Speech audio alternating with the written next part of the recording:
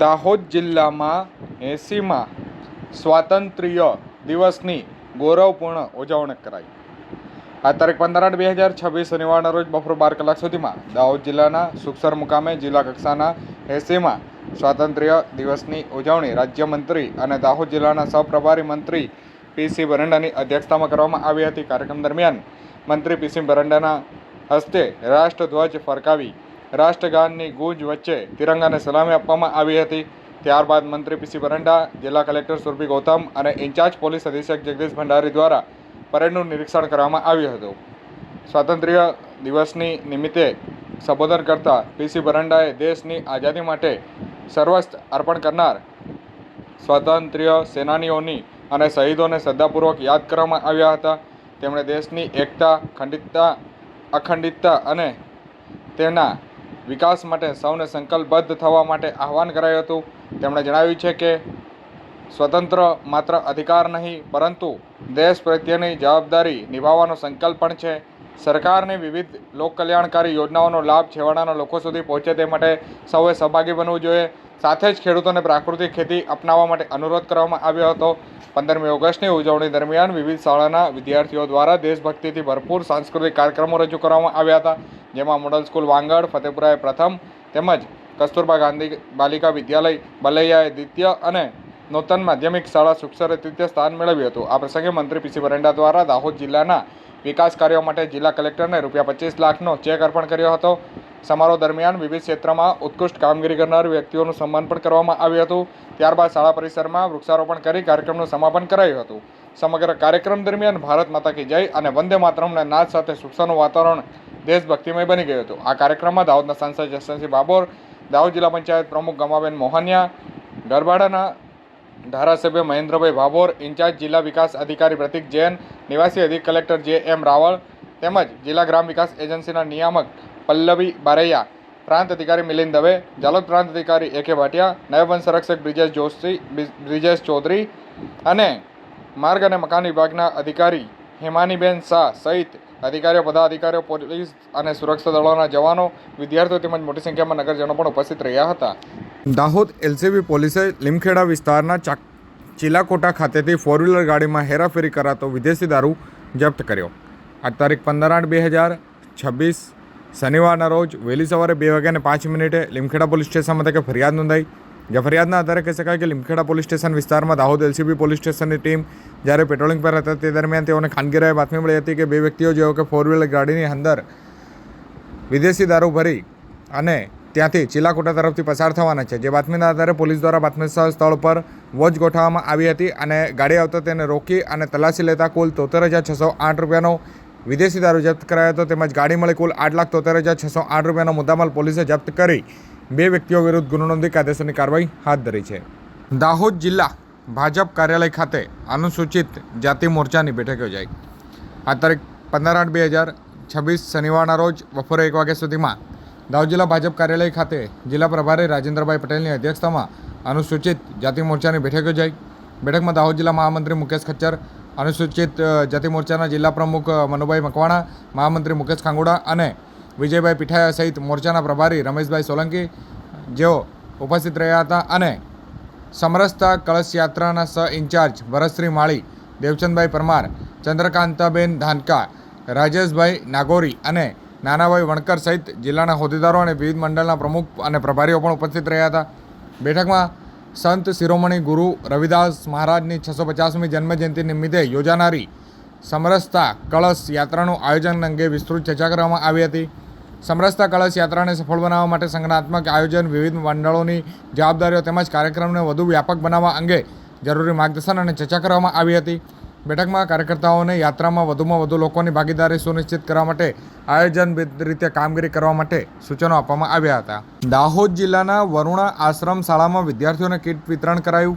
આ તારીખ 15/8/2026 શનિવારના રોજ બપોર 3 કલાક સુધીમાં સુખસર ખાતે આવેલા વરુણ આશ્રમ શાળામાં અભ્યાસ કરતા વિદ્યાર્થીઓ માટે કીટ વિતરણ કાર્યક્રમ યોજાયો। ઇન્ચાર્જ પોલીસ અધિક્ષકની ઉપસ્થિતિમાં યોજાયેલા આ કાર્યક્રમમાં જાલોદ, લીમખેડા તેમજ દાહોદ મુખ્ય મથકના નાયબ પોલીસ અધિક્ષક સહિત પોલીસ વિભાગના અધિકારીઓ દ્વારા આશ્રમ શાળાના વિદ્યાર્થીઓને જરૂરી કીટ વિતરણ કરાયું હતું।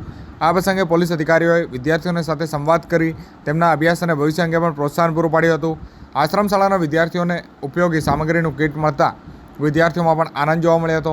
પોલીસ વિભાગ દ્વારા હાથ ધરવામાં આવેલી આ પહેલથી વિદ્યાર્થીઓમાં અભ્યાસના પ્રત્યે વધારે ઉત્સાહ જોવા મળ્યો હતો અને તેમના સર્વાંગી વિકાસને પ્રોત્સાહન મળે તેવો હેતુ પણ વ્યક્ત કરાયો હતો. દાહોદ જિલ્લાના રાજપુર ગ્રામ પંચાયતમાં માર્ગ સલામતી અંગે જાગૃતિ કાર્યક્રમ યોજાયો. આ તારીખ 15/8/2026 શનિવારના રોજ બપોર 2:30 સુધીમાં દાહોદ જિલ્લાના રાજપુરા મુકામે ગ્રામ પંચાયતમાં ગ્રામ સભાનું આયોજન કરાયું હતું, જેમાં દાહોદ આરટીઓ વિભાગ દ્વારા રોડ સેફટી અંતર્ગત ગ્રામ સભામાં માર્ગ સલામતી અંગે જાગૃતિ અને સમજૂતી કાર્યક્રમનું પણ આયોજન કરાયું હતું. કાર્યક્રમ દરમિયાન ગામજનોને ટ્રાફિકના નિયમોનું મહત્વ સમજાવવામાં આવ્યું હતું. વાહન ચલાવતી વખતે હેલ્મેટ અને સીટબેલ્ટનો ઉપયોગ, વાહનની ઝડપ નિયંત્રિત રાખવા તેમજ માર્ગ પર જે સલામત રીતે અવરજવર કરવા અંગે જરૂરી માર્ગદર્શન આપવામાં આવ્યું હતું. સાથે જ માર્ગ અકસ્માતોમાં ઘટાડો અટકાવવા દરેક વાહન ચાલકો અને રાહદારીઓ ટ્રાફિકના નિયમોનું જવાબદારીપૂર્વક પાલન કરવું તે અંગે પણ સમજ આપવામાં આવી હતી. આરટીઓ વિભાગ દ્વારા ગામજનોને માર્ગ સલામતી અંગે જાગૃત કરી સુરક્ષિત અને જવાબદાર વાહન વ્યવહાર માટે સહભાગી બનવા માટે અપીલ પણ કરાઈ હતી. દાહોદ ટાઉન બી ડિવિઝન પોલીસે ગુમ થયેલી મહિલાને પરિવાર સાથે મિલન કરાવ્યું. આ તારીખ 15/8/2026 શનિવારના રોજ બપોર 12 કલાક સુધીમાં મળતી વિગતો અનુસાર Dahod town B division police station વિસ્તારમાં ગુમ થયેલી એક મહિલાને શોધી કાઢી પરિવાર સાથે સુરક્ષિત મિલન કરાવ્યું. મહિલા ગુમ થયા બાદ પરિવારજનો દ્વારા પોલીસનો સંપર્ક કરવામાં આવ્યો હતો. ફરિયાદના આધારે ટાઉન બી ડિવિઝન પોલીસ દ્વારા તપાસ હાથ ધરાઈ હતી અને મહિલાની શોધખોળ શરૂ કરાઈ હતી. પોલીસે વિવિધ સ્ત્રોતોના આધારે તપાસ કરી ગુમ થયેલી મહિલાને શોધી કાઢી ત્યારબાદ જરૂરી કાર્યવાહી પૂર્ણ કરી મહિલાને તેના પરિવારને સુપરત કરવામાં આવી હતી. દાહોદ ટાઉન બી ડિવિઝન પોલીસની તત્પરતાથી પરિવારને પોતાની ગુમ થયેલી સભ્ય પરત મળતા પરિવારમાં રાહત અને ખુશીનો માહોલ જોવા મળ્યો હતો. પરિવાર દ્વારા પોલીસનો આભાર પણ વ્યક્ત કરાયો હતો. દાહોદ તાલુકાના ચોસાલા ખાતે નવીન પ્રાથમિક શાળાનું ઉદ્ઘાટન કરાયું. આ તારીખ 15/8/2026 શનિવારના રોજ બપોરે 1:45 સુધીમાં આપેલ માહિતી અનુસાર દાહોદ તાલુકાના ચોસાલા ગામના ઝરેણા ફળિયા ખાતે નવીન પ્રાથમિક શાળાનું ઉદ્ઘાટન ધારાસભ્ય કનૈયાલાલ કિશોરીના હસ્તે કરવામાં આવ્યું. નવી શાળા ભવન શરૂ થતાં વિદ્યાર્થીઓના જે શિક્ષણ માટે વધુ સારી અને સુવિધાસભર વ્યવસ્થા ઉપલબ્ધ બનશે. શાળાના નવા ભવનથી વિદ્યાર્થીઓને અભ્યાસ માટે યોગ્ય વાતાવરણ મળવાની સાથે શિક્ષણની ગુણવત્તામાં વધુ સુધારો થશે. આ પ્રસંગે ઉપસ્થિત આગેવાનો અને ગ્રામજનોએ શાળાની જે ભવન નિર્માણને આવકાર્યા હતા અને ગામજનો દ્વારા લાંબા સમયથી જરૂરી એવા શૈક્ષણિક સુવિધા ઉપલબ્ધ થતાં બાળકોના ઉજ્જવળ ભવિષ્ય માટે નવી તક ઊભી થઈ છે, તેને માટે તંત્રનો અને પ્રતિનિધિઓનો આભાર પણ વ્યક્ત કર્યો હતો. દાહોદના ગલાલિયાવાડ ગ્રામ પંચાયત ખાતે ગ્રામ સભા યોજાઈ. આ તારીખ 15/8/2026 શનિવારના રોજ બપોરે 2 વાગ્યા સુધીમાં મળતી વિગતો અનુસાર દાહોદ તાલુકાના ગલાલિયાવાડ ગ્રામ પંચાયત ખાતે ગ્રામ સભાનું આયોજન કરાયું. ગ્રામ સભા દરમિયાન ગામના વિકાસલક્ષી કાર્યો, સ્થાનિક પ્રશ્નો તેમજ ગામજનોને લગતી વિવિધ મુદ્દાઓ અંગે ચર્ચા વિચારણા કરવામાં આવી હતી. આ પ્રસંગે ગામજનો દ્વારા પોતાના પ્રશ્નો અને રજૂઆતો રજૂ કરાઈ હતી. સંબંધિત મુદ્દાઓ અંગે જરૂરી ચર્ચા કરી અને યોગ્ય નિકાલ માટે માર્ગદર્શન આપવામાં આવ્યું હતું. ગામ સભાના માધ્યમથી ગામજનોની સહભાગિતા સાથે ગામના વિકાસ અને પાયાની સુવિધાઓને વધુ સુદૃઢ બનાવવા અંગે કામગીરી હાથ ધરવામાં આવી રહી છે. દાહોદની પૃષ્ઠભૂમિ પર બનેલી ફિલ્મ કડકનાથની ટીમ સાથે આગેવાનો દ્વારા શુભેચ્છા મુલાકાત કરાઈ.